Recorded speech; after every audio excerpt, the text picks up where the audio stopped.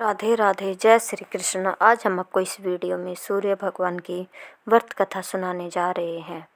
रविवार सूर्य देवता की पूजा का वार है।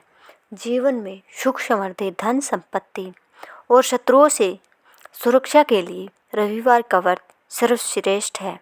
रविवार का व्रत करने व कथा सुनने से मनुष्य की सभी मनोकामनाएं पूरी होती है। मान सम्मान, धन, यश तथा उत्तम स्वास्थ्य मिलता है। रविवार व्रत का ऐसे करे पूजा। सूर्य का व्रत 1 वर्ष या 30 रविवारों तक अथवा 12 रविवारों तक करना चाहिए। रविवार को सूर्योदय से पूर्व बिस्तर से उठकर शौच व स्नान आदि से निवृत्त होकर स्वच्छ लाल रंग के वस्त्र धारण करें।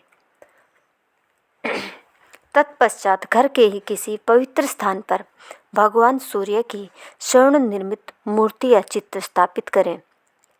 इसके बाद विधि विधान से गंध पुष्प आदि से भगवान सूर्य का पूजन करें। पूजन के बाद व्रत कथा सुने। व्रत कथा सुनने के बाद आरती करें। तत्पश्चात सूर्य भगवान का स्मरण करते हुए ओम ह्रीं क्रीं ह्रीं ह्रीं ह्रों स सूर्याय नमः इस मंत्र का 12 या 5 बार अथवा 3 माला का जाप करें। जप के बाद शुद्ध जल, रक्त, चंदन, अक्षत, लाल पुष्प और दुर्वा से सूर्य को अर्घ्य दें। सात्विक भोजन व फलाहार करें। भोजन में गेहूं की रोटी, दलिया, दूध, दही, घी और चीनी खाएं। रविवार के दिन नमक नहीं खाएं। रविवार व्रत कथा। प्राचीन काल में एक बुढ़िया रहती थी। वह नियमित रूप से रविवार का व्रत करती। रविवार के दिन सूर्योदय से पहले उठकर बुढ़िया स्नान आदि से निवृत्त होकर आंगन को गोबर से लीपकर स्वच्छ करती।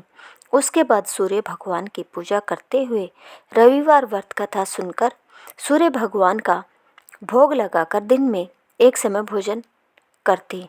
सूर्य भगवान की अनुकंपा से बुढ़िया को किसी प्रकार की चिंता एवं कष्ट नहीं था।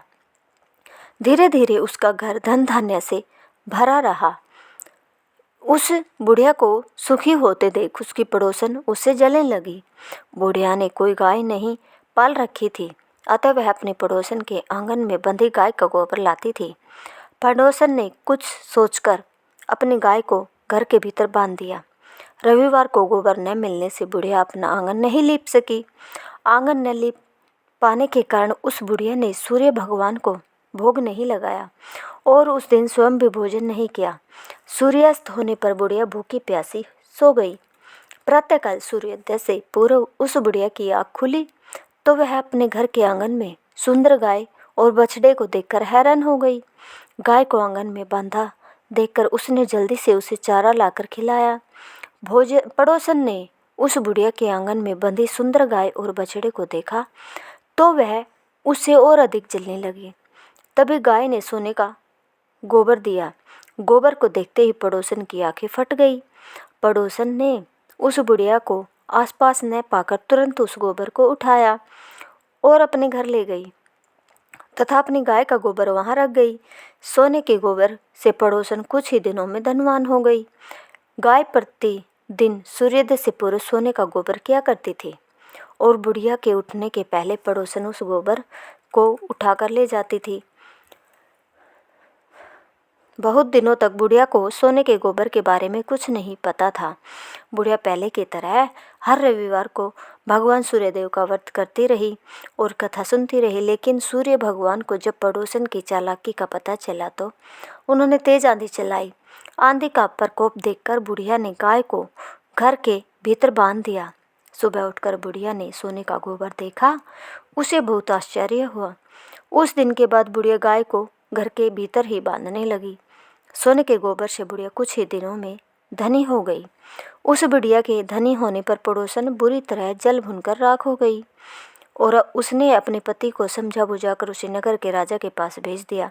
सुंदर गाय को देखकर राजा बहुत खुश हुआ।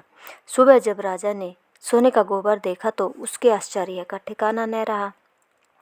उधर सूर्य भगवान को भूखी प्यासी बुढ़िया को इस तरह प्रार्थना करते देख उस पर बहुत करुणा आई। उसी रात सूर्य भगवान ने राजा को स्वप्न में कहा, राजन, बुढ़िया की गाय व बछड़ा तुरंत लौटा दो, नहीं तो तुम पर विपत्तियों का पहाड़ टूट पड़ेगा, तुम्हारा महल नष्ट हो जाएगा। सूर्य भगवान के स्वप्न से बुरी तरह भयभीत राजा ने प्रातः उठते ही गाय और बछड़ा बुढ़िया को लौटा दिया। राजा ने बहुत सा धन देकर बुढ़िया से अपनी गलती के लिए क्षमा मांगी। राजा ने पड़ोसन और उसके पति को उनकी इस दुष्टता के लिए दंड दिया। फिर राजा ने पूरे राज्य में घोषणा कराई कि सभी स्त्री पुरुष रविवार का व्रत किया करें। रविवार का व्रत करने से सभी लोगों के घर धन धान्य से भरे रहेंगे। राजत्य में चारों ओर खुशहाली छा गई। स्त्री पुरुष सुखी जीवन यापन करने लगे तथा सभी लोगों के शारीरिक कष्ट भी दूर हो गए। अगर आपको हमारी यह कथा पसंद आई तो प्लीज़ हमारे चैनल को लाइक सब्सक्राइब जरूर करें। धन्यवाद।